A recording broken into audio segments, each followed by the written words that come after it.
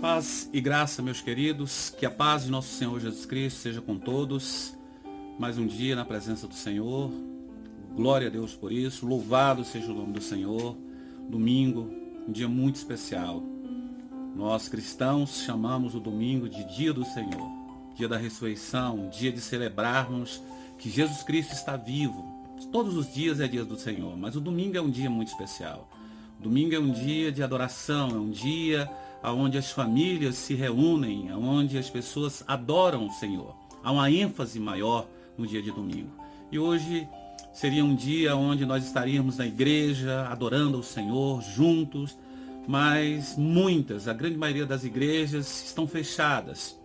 Estamos cultuando, muitos estão fazendo seus cultos online e muitas famílias não podem, infelizmente, estar na igreja. E estamos ainda, por um pouco de tempo, conforme o Senhor assim nos permitir, fazendo ainda o nosso culto online.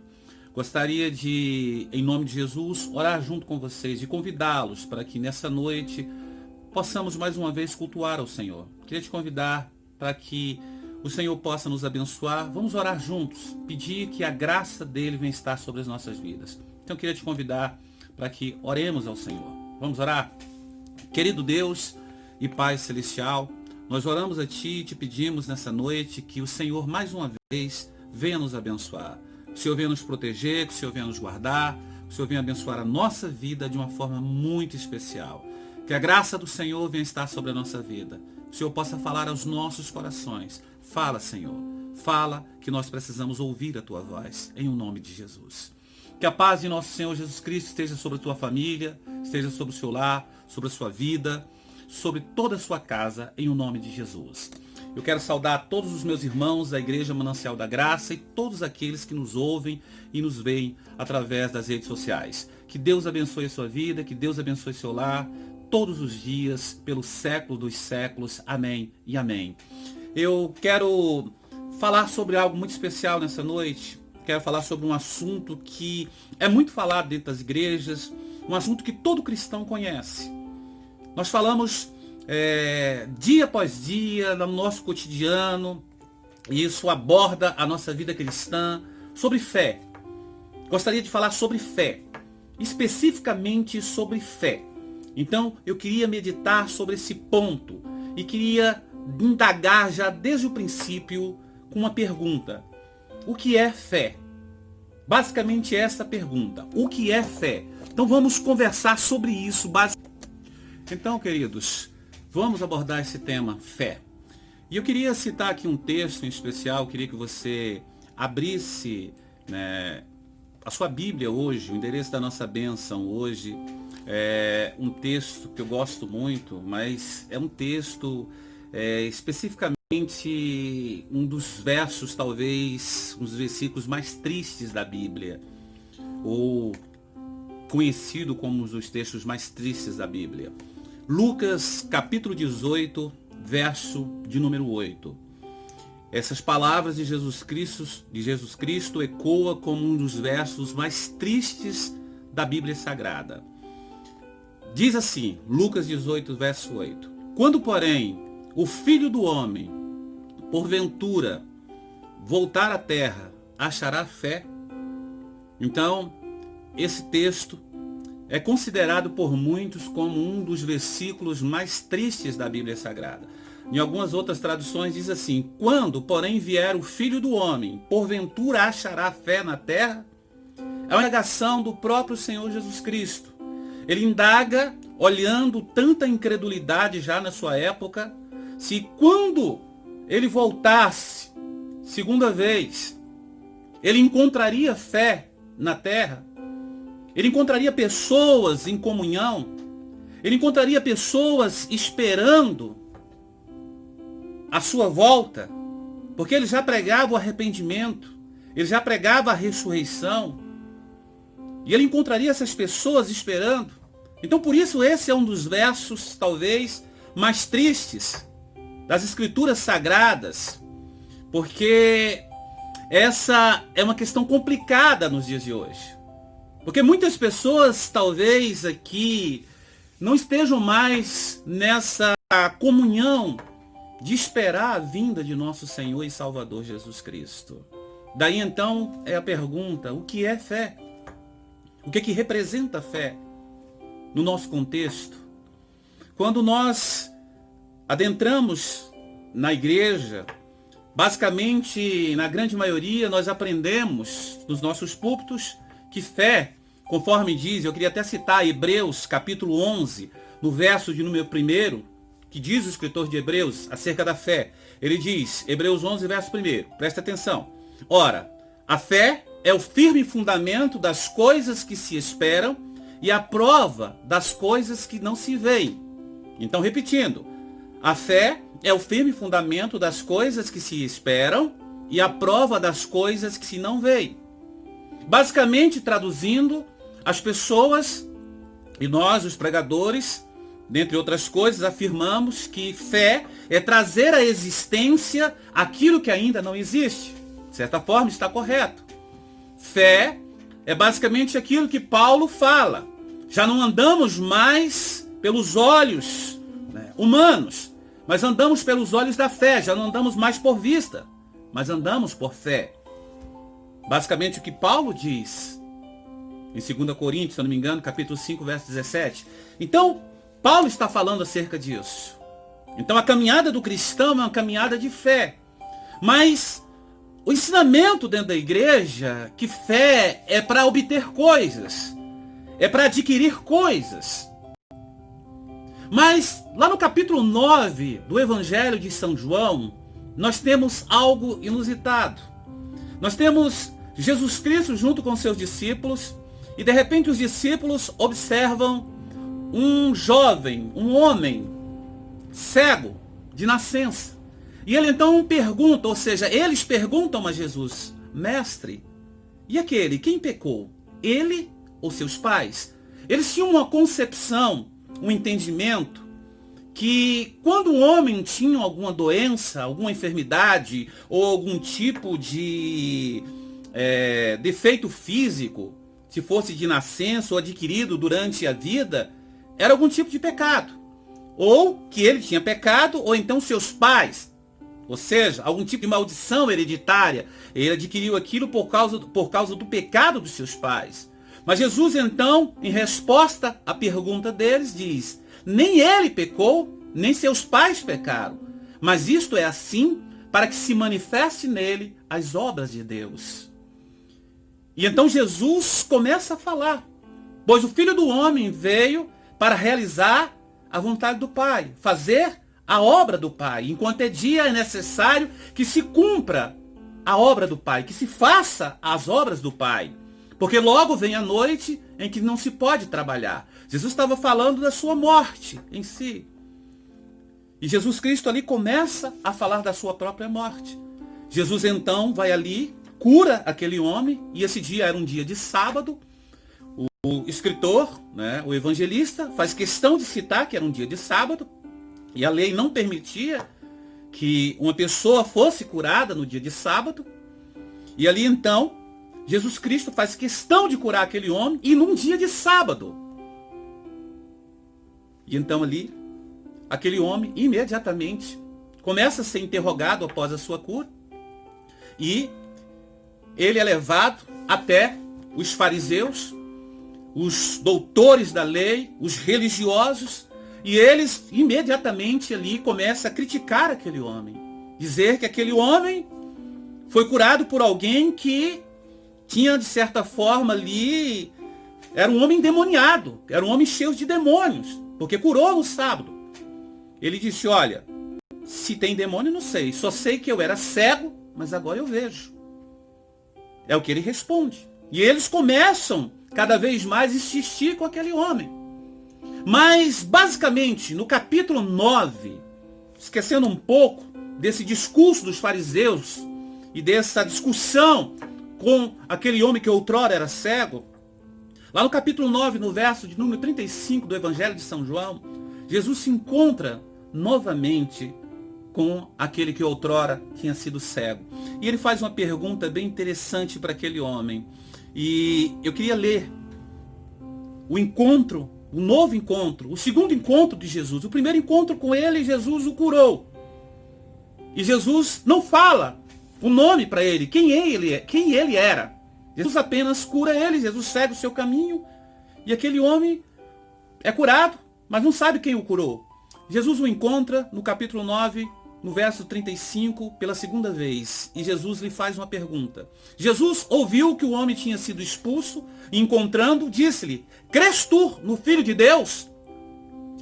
E ele respondeu e disse: quem é ele, Senhor, para que nele eu creia? O homem perguntou a Jesus: quem é o Filho de Deus? Quem é ele, para que nele eu creia? Então Jesus lhe disse: tu já o tens visto, e é aquele que fala contigo. E ele disse: creio, Senhor. Imediatamente o homem adorou, se prostrou e adorou. E disse-lhe Jesus: eu vim a este mundo para juízo, a fim de que os que não veem, vejam, e os que veem, sejam cegos. Ou seja, falando daqueles, na realidade, que não têm entendimento, que não conhecem nada, que os olhos deles serão abertos. E aqueles que se auto-intitulam os conhecedores, que dizem que têm os olhos abertos, eles serão de fato cegos, porque eles já se encontram na sua cegueira espiritual. Mas o foco aqui, que eu quero pontuar aqui, é quando Jesus pergunta a ele: crês tu no Filho do Homem? E o homem diz: quem é ele para que eu nele creia? Quem é ele? Crês tu? Nós estamos falando de fé. O que é fé? É a minha pergunta desde o princípio. O que é fé? A mesma pergunta que Jesus, a mesma indagação que Jesus fez. Porventura o Filho do Homem achará fé quando tornar a terra? Então, a resposta do escritor de Hebreus no capítulo 11, ora, a fé é o firme fundamento das coisas que se esperam e a prova das coisas que não se veem, por si só, não responde à pergunta. É sim um fato, mas não responde à pergunta. Há um contexto nessa pergunta. E ela aborda diversos aspectos. Não pode simplesmente a igreja, o cristianismo, responder dentro deste versículo essa pergunta tão complexa. Ou essa palavra tão complexa que é fé. Crês tu no Filho do Homem? Quem é ele para que eu nele creia? Primeiro o homem teve um encontro com Jesus. E aquele encontro, ele nem sabia quem era Jesus. Jesus o curou, Jesus deu algo para ele. Nem fé ele tinha para isso. Jesus simplesmente foi lá e o curou. Ele recebeu algo de Jesus Cristo. Ele começou a ter um relacionamento com esta fé ali, de adquirir algo. E posteriormente ele teve um encontro real sabendo quem era Jesus. E ele ficou sabendo que foi de Jesus que ele recebeu algo. E ele conheceu que foi aquele Jesus. E quando Jesus se apresentou e perguntou se ele acreditava no Filho de Deus, ele perguntou: quem é ele para que nele creia? Ele diz: aquele que fala contigo, tu já tenho visto, e é aquele que fala contigo. Ele se prostrou e adorou, disse: sim, Senhor, eu creio. Então fé é muito mais do que o firme fundamento das coisas que se esperam e a convicção daquilo que se vê. Fé, queridos, é levar uma vida cristã na presença de Deus, independente das circunstâncias. Nós vivemos um cristianismo onde as pessoas fazem aquilo que parece certo aos seus próprios olhos, onde as pessoas não querem mais obedecer à voz de Deus, onde não há mais uma obediência às escrituras sagradas, onde cada um toma suas próprias decisões, onde não há mais respeito para com as escrituras, para com a palavra de Deus. Que tipo de fé que está sendo vivida nos dias de hoje? Que fé é essa? O que diz lá no capítulo 24, a partir do verso 11 do Evangelho de São Mateus? Que diz que por se multiplicar a iniquidade, o amor de muitos se esfriará. É o que diz. Então a iniquidade tem se multiplicado de uma forma tão terrível. Hoje não há mais uma obediência, uma reverência em relação às escrituras. As pessoas simplesmente perderam o amor pelas coisas de Deus. Tem tomado o amargo por doce e o doce por amargo, ou seja, a verdade é transitória, não existe uma verdade absoluta. A palavra de Deus deixou de ser verdade no conceito de muitas pessoas. Então cada um faz aquilo que acha correto a seus próprios olhos. Não há mais um respeito em relação às Escrituras. São ovelhas sem pastor que andam por aí. Um dia está de um jeito, um dia está de outro jeito. Um dia eu estou na igreja, amanhã eu estou fora da igreja, depois eu volto de novo. O Espírito Santo aqui está em mim hoje, amanhã já não está mais, depois já volta de novo, como se o Espírito Santo fosse uma roupa que você hoje veste e amanhã você tira e depois você torna a vestir. Você coloca no tanque para lavar e depois você tira novamente. O Espírito Santo não é isso, ele é santo. E ele não sai de você como se fosse uma roupa que se troca. Não é isso. O contexto de fé é algo muito mais complexo. É uma vida digna de santidade. É uma vida na presença de Deus, de um relacionamento mais profundo e sincero. E se nós não tivermos esse relacionamento com Deus, nós vamos viver num mundo de apostasia. Nós vamos viver num mundo de falta de visão. Nós estamos vivendo no meio de uma geração que não tem perseverança, de uma geração que não ora, de uma geração que não busca Deus, de uma geração desobediente, de uma geração que não tem compromisso com o reino de Deus, não tem compromisso com as tarefas do reino, de uma geração que não tem compromisso com o básico da palavra de Deus. É como se a palavra de Deus se tornasse, no conceito de muitos, ultrapassada. Mas eu digo para vocês que a palavra de Deus, ela está muito adiante, milhares e milhares de anos adiante dessa geração que se considera tão à frente do tempo. Tão à frente do tempo. 2000 anos se passou, quase 2000 anos se passou, desde que Cristo esteve nessa terra. E a palavra dele continua tão atuante, muito à frente do tempo. Muito à frente do tempo. Então nós temos que parar e refletir sobre as Escrituras Sagradas, sobre aquilo que diz a palavra do Senhor. Olha o que diz o escritor de Hebreus acerca de fé. Olha só, nós vemos no verso 1, ora, a fé é o firme fundamento das coisas que se esperam e a prova das coisas que se não veem. Aí ele continua no verso 2. Porque por ela os antigos alcançaram testemunho. E pela fé entendemos que os mundos, pela palavra de Deus, foram criados, de maneira que aquilo que se vê não foi feito pelo que é aparente. Ele segue. Pela fé Abel ofereceu a Deus maior sacrifício do que Caim, pelo qual alcançou testemunho de que era justo, dando a Deus testemunho dos seus dons. E por ela, depois de morto, ainda fala. Então fé não é basicamente só adquirir coisa. Fé é dar testemunho. Fé é chegar diante de Deus e agradar a Deus. Fé é ser íntegro diante de Deus. Olha o que diz ainda o verso número 5. Pela fé, Enoque foi transladado para não ver a morte. Foi tomado por Deus. Deus se agradou dele no meio de uma geração perversa. E não foi achado, porque Deus o transladara, visto como antes da sua transladação alcançou testemunho de que agradara a Deus. Ora, sem fé é impossível agradar a Deus, porque é necessário que aquele que se aproxima de Deus creia que ele existe e que ele é galardoador daqueles que o buscam, ou seja, presenteador. Deus presenteia aqueles que lhe agradam. Deus abençoa as pessoas que lhe agradam. Pela fé, verso 7, Noé, divinamente avisado das coisas que ainda não se viam, temeu e para a salvação da sua família, preparou a arca pela qual condenou o mundo. E foi feito herdeiro da justiça, que é a segunda fé. Nós temos sido avisados pelas Escrituras Sagradas todos os dias que o Senhor Jesus está para voltar. E mesmo assim, grande parte da igreja será pego despercebida no contexto, não desavisada, mas despercebida, porque não quer dar ouvido às Escrituras. Eis que eu estou à porta e bato. Aquele que ouvir o som da minha voz e abrir a porta, entrarei e cearei. Tem muita gente que está com a porta fechada.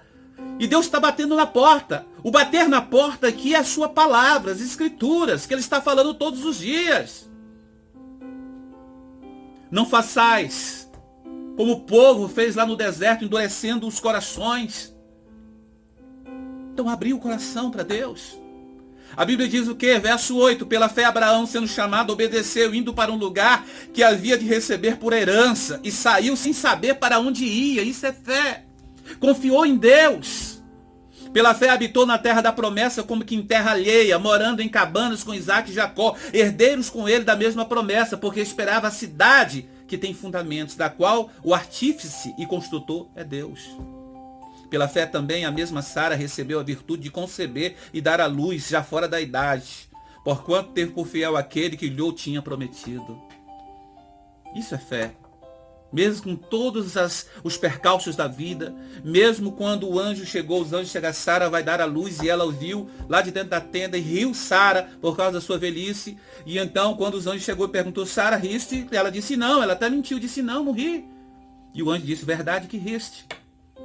E o anjo disse, daqui o tempo determinado, Sara dará à luz. Mas depois disso, Sara creu. Deus faz questão de mostrar que nós somos falhos, mas mesmo assim, dentro da nossa falha, e nesse processo de conhecer a Deus, Ele trabalha dentro desse processo das nossas falhas, para que o seu propósito se cumpra. E Sara recebeu um presente, Sara e Abraão, a promessa de Deus, que era Isaac. E a promessa começou a se cumprir em Isaac. Aí nós vemos o texto sagrado, do verso de número 23 agora. Pela fé Moisés, já nascido, foi escondido 3 meses por seus pais, porque viram que ele era um menino formoso e não temeram o mandato do rei. Pela fé Moisés, já sendo grande, recusou ser chamado filho da filha de Faraó, escolhendo ser antes maltratado com o povo de Deus do que, por um pouco de tempo, ter o gozo do pecado, tendo por maiores riquezas a perseguição de Cristo, o vitupério de Cristo, do que os tesouros do Egito, porque tinha em vista a recompensa. Pela fé deixou o Egito, não temendo a ira do rei, porque ficou firme como vendo o invisível. Moisés conseguiu enxergar o invisível. Isso é maravilhoso. Pela fé, os filhos de Israel passaram o Mar Vermelho, como que por terra seca, e que intentou os egípcios se afogaram. Os egípcios intentaram fazer isso, se afogaram. E pela fé caíram os muros de Jericó, sendo rodeados durante 7 dias. E o final, aqui, do capítulo 11 de Hebreus, diz assim, no verso 37, os últimos versos, diz assim, verso 37, foram apedrejados, cerrados, tentados, mortos ao fio da espada, andaram vestidos de peles de ovelhas e cabras, desamparados, aflitos, são os heróis da fé, dos quais o mundo não era digno. Errantes. Aqui no capítulo 11 de Hebreus, os versos finais, diz assim, e que direi? Faltar-me-ia tempo para falar de Gideão, de Baraque, de Sansão, de Jefité, de Davi, de Samuel, dos profetas, os quais pela fé venceram reinos, praticaram justiça, alcançaram promessas, fecharam a boca dos leões, apagaram o fogo, escaparam do fio da espada, da fraqueza tiraram forças, na batalha se esforçaram e puseram em fuga exércitos de estrangeiros. E outros experimentaram escárnios e açoite, até cadeias e prisões.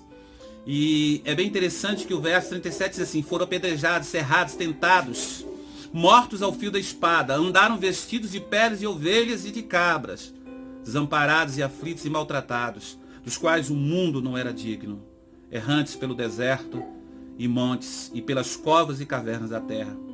E todos estes, tendo tido testemunho pela fé, não alcançaram a promessa, provendo Deus alguma coisa melhor a nosso respeito, para que eles sem nós não fossem aperfeiçoados. Então, fé, quando você pega somente o texto isolado do capítulo 11 de Hebreus no verso 1, é uma coisa, mas quando você lê todo o texto de Hebreus 11, que é conhecido como o hino da fé, Hebreus 11, é outra coisa completamente diferente o contexto. Não é basicamente adquirir coisas. Fé é testemunhar. Fé é dar testemunho, é viver uma vida de cristão, é sofrer por amor a Cristo, é ser obediente até a morte, é muitas vezes ver a promessa de longe como Abraão e todos os heróis da fé,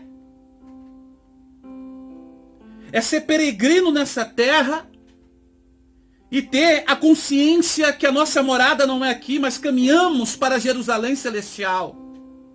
Isto é fé. Então o que é fé? É muito mais complexo do que meramente dizer fé. É aquilo que está relatado no capítulo 11, verso 1 de Hebreus. Quando ora é o firme fundamento das coisas que se esperam. E é a prova das coisas que não se vê, ou a convicção das coisas que não se vê. Então temos que parar e refletir sobre isso. Temos que entender o que a palavra nos diz acerca disso. Então quando esse encontro aqui de Jesus com aquele homem que nós citamos aqui, que outrora era cego, do capítulo 9 de João, crês tu no Filho de Deus? E ele diz quem é ele para que eu nele creia. Basicamente é isso, queridos. Jesus estava falando de fé. O contexto de fé é isso. Você crê no Filho de Deus? E se você crê no Filho de Deus, o que é que você está fazendo para demonstrar que você tem essa fé que Jesus te exige, ou que Jesus espera de você? É essa fé que Deus espera de você. Ele diz, sim, Senhor, eu creio. E o adorou. A vida dele, a partir daquele momento, mudou. Porque mesmo antes dele conhecer Jesus, ele já estava ali dando testemunho quando dizia que o homem que curou ele era pecador. Ele, se é pecador, não sei. Mas uma coisa eu sei, eu era cego, mas agora eu vejo. Ele já estava testificando a respeito disso. Ele já testificava a respeito disso. Então nós temos que parar e refletir sobre isso. Então eu queria deixar essa palavra para você, neste domingo. Eu queria que você recebesse do fundo do seu coração essa palavra. Que você meditasse e que você analisasse. Tem muita gente que tem esquecido do que é fé. Tem muita gente que tem abandonado e vivido em apostasia, uma apostasia frequente. Tem perdido a esperança, não tem orado mais. O mundo está em apostasia. Muito do cristianismo tem vivido em apostasia. O fato de você estar frequentando a igreja, o fato de você estar cantando alguns cânticos evangélicos, o fato de você ler um texto da Bíblia não significa que você é o cristão que agrada a Deus.